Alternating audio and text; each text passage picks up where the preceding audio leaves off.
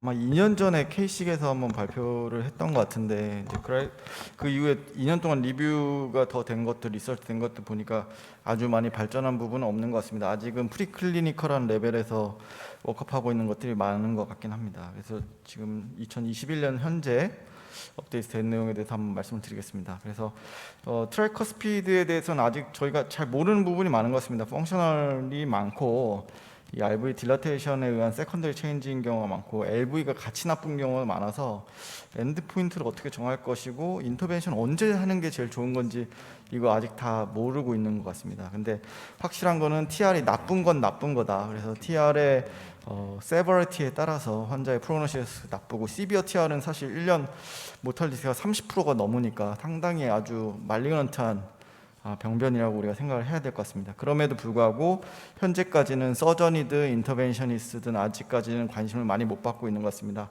그래서 100만 명이 넘는 환자들이 미국에 있지만 실제로 수술까지 가는 케이스는 8,000 케이스 정도밖에 안 되고 그러한 수술 자체도 우리가 이제 뭐 SDS 스코어에서 8% 이상이면 이제 하이 리스크라고 하는데 서저리 자체가 아이솔레이트 TV 서저리도 9%, 컨커미트면 10% 이상이어서 확실히 잘 치료되지 않고 있을 뿐만 아니라 치료 자체도 쉽지가 않다, 이런 컨셉을 가질 수 있겠습니다.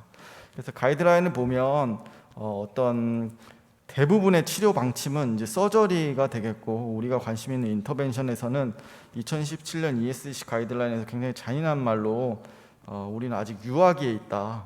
그래서 퍼큐테너스 리페어 테크닉은 아직 클리니컬리 어플라이 하기는 좀 시기상조다, 이런 얘기들을 하고 있는데 실제 어느 정도까지 진행되어 있는지 한번 보겠습니다. 그래서 트라이커스 밸브 인터벤션이 쉽지 않은 이유는 앨룰라 딜레이션이 크고 라이트 사이드가 굉장히 프레일하기 때문에 딱 밸브 치료하고 나서 갑자기 밸브 페일리어가 오는 경우들도 많고 해서 그런 점이 좀 어렵고, 또 마이트랄 쪽에서는 서컴플렉스가 두르고 있다고 생각하면은 라이트 쪽은 라이트 코로나 아터리가 두르고 있고 그 외에도 RB 번들 브랜치라든지 AB 노드 같은 크리티컬한 스트럭처들을 데미지 줄 수 있는 위험들이 있는 것 같습니다.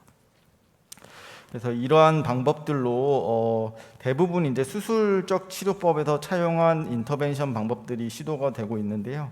아직까지는 프리클리니컬한 부분들이 많고 특히 이제 마이트랄 쪽을 치료하는 방법에서 응용한 것들이 많아 보입니다.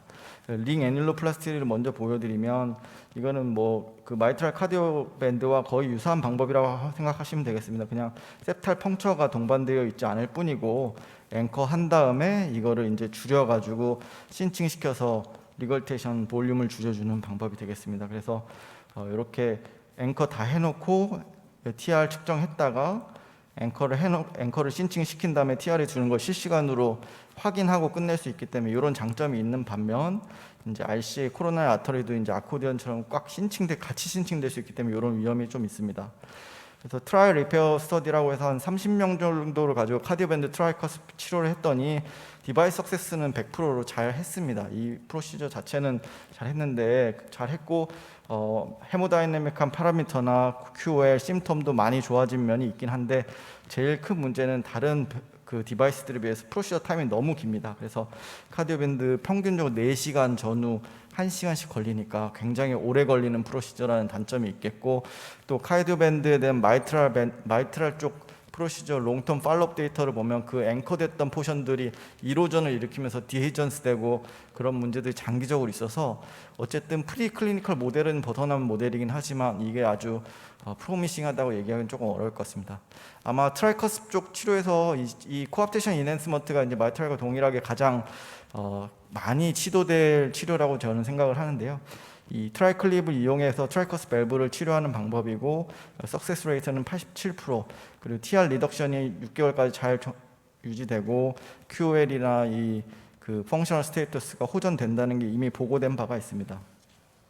그래서 뭐 기존의 트라이커스 밸브를 이제 마이트랄 밸브 클리핑 하듯이 하는 것인데 문제는 마이트랄 클립과는 다르게 트라이커스 밸브 자체가 새 여부로 되어 있기 때문에 어떤 부분을 찝을 것인가 하는 이슈들이 지금 정확히 해결이 안 되고 있고 그 부분이 이미징이 잘 안 되는 경우들이 있어서 마이트랄 클립보다 또 어려울 때가 있다고 이렇게 얘기를 들은 적이 있습니다. 그래서 이 트라이커스 밸브 클리핑을 하는 데 있어서 가장 이제 중요한 요소는 코아테이션 갭이 얼마나 크고 작냐, 그리고 젯이 센트럴하냐 그렇지 않냐에 따라서 프로시저럴 석세스를 우리가 잘 할 수 있을 것 같다, 하기 어려울 것 같다. 그러니까 수터빌리티를 이런 식으로 평가를 하고 있지만 아직까지는 뭐 충분한 데이터가 쌓인 것 같지는 않습니다. 마이트랄 때 쓰는 파스칼도 마찬가지인데, 파스칼은 이제 클래스를 독립적으로 하나씩 집을 수 있다는 장점이 있긴 한데, 여기서도 마찬가지로 컴패셔네이트 유주로 12명 갖고 수술 못하는 환자들 가지고 했더니 니아 클래스 TR 그레이드 모두 많이 좋아졌는데, 그 후에 장기적인 롱텀 이벤트는 아직 기록이 안 된 것으로 알고 있습니다. 밸브 리플레이스먼트는 이제 마이트랄과 다르게 좀 더 많이 시도되고 있는 이유가 뭐냐면, 마이트랄 쪽에서는 리플레이스를 쉽게 도입하지 못한 이유가 에이피컬보다는 트랜스셉탈이 확실히 좋은데, 트랜스셉탈하기는 아직 디바이스가 너무 벌키하다는 것이 이제 한계점인데, 트라이커스 밸브에서는 셉탈 펑처를 할 필요가 없기 때문에 이 밸브 리플레이스 하는 것을 좀 더 많이 시도를 하고 있습니다. 그래서 근데 밸브 리플레이스 하는 게 있는데 어떤 것들이 좋겠냐, 이제 트라이커스가 워낙 크니까 애뉴러 사이즈에 잘 적응을 해야 되고, 딜버리 시스템이 조금 더 슬렌더해야 베슬 데미지가 없을 것이고, 우리가 그 3리 플랫을 잘 갖고 있으면서 플로우스코피로 가이드 할 수 있는 이런 밸브들이 있으면 좋겠는데, 이런 것들에 대한 여러 가지 시도들이 있지만 대부분은 아직 동물 실험 단계고, 몇 가지만 이제 뭐 퍼스트 인맨 스터디라는 이런 것들이 진행되고 있어서 한 두 가지만 제가 보여드리면, 내비게이트라는 시스템이 있습니다. 그래서 요거는 사이즈가 36mm부터 52mm까지 상당히 큰 사이즈를 가지고 있고, 딜리버리 캡슐 사이즈가 35프렌치,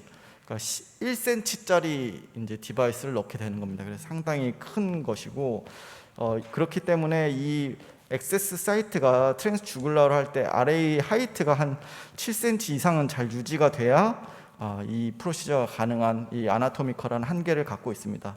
그래서 RA 사이드를 아트리알 어세스를 하는 방법들도 있고요. 이렇게 하는 경우에 이제 마찬가지로 T 가이디드로 프로시저를 하게 되고, 이 프로시저는 대부분 셀프 익스펜더블로 캡슐을 벗겨내면서 셀프 디플로이 되는 양식을 뜨고 있습니다. 그래서 이렇게 하고, 나중에 개발되는 밸브는 사실은 이 내비게이션 밸브가 아니라 다른 밸브일 수도 있지만, 아마 대부분 이런 언캡슐링, 메드트로닉과 같은 방식의 셀프 익스펜더블 밸브를 벌키한 사이즈를 고렸을 때 이런 가능성이 제일 높을 것으로 생각이 됩니다. 그래서 뭐 잘한 케이스 하나를 보여준 거기 때문에 이거 가지고 피지빌리티를 얘기하기는 조금 어려울 것 같고, 뭐 마이트랄 쪽과 마찬가지로 밸브 리플레이스를 할 때는 페리프로시저럴 리스크는 훨씬 크다는 단점이 있지만, 성공만 하면 리거지테이션은 뭐 극적으로 많이 줄일 수 있다는 장점이 있긴 합니다. 그래서 컴플리케이션은 멜 포지션이라든지 페이스메이커, RV 퍼포레이션 같은 메이저 컴플리케이션은 그래도 한 20% 이상 좀 생기고 있어서 아직은 좀 어려움이 있고, 그와 비슷한 다른 디바이스로 트리졸이라는 디바이스도 있는데, 이 트리졸이라는 디바이스는 아예 이런 어떤 악기처럼 돔처럼 돼 있습니다. 돔처럼 돼 있어서 이걸 껴놓고 나면은 돔처럼 나비가 펴졌다 닫혔다 하는 방식으로 기존의 원래 네이티브 밸브랑 상당히 다른 방식으로 이렇게 치료하게 되겠습니다. 이런 식으로 보이는 밸브가 되겠습니다. 그래서 지금은 사실 트랜스카테터 트라이커스 밸브 인터벤션은 어떤 뭐 코압테이션 인핸스먼트만 하냐, 리플레이스만 하냐, 뭐 애뉴로플라스티만 하냐, 이렇게 나눠서 할 볼륨이 안 되기 때문에 그 전체 이제 레스트를 미국하고 유럽 등지에서 이제 같이 모으고 있는데, 이게 한 2019년도 넘버고 2021년도에는 310례 정도 되는 것 같습니다. 그래서 아직까지는 뭐 폭발적인 성장세를 보이는 것은 아니고, 역시 클리핑 디바이스 쓰는 게 이제 제일 많고, 그 외에는 리플레이스 디바이스들, 아니면 여기에 껴넣어가지고 리걸션트 볼륨을 줄이는 디바이스, 이런 것들이 좀 시도가 되고 있는 것 같습니다.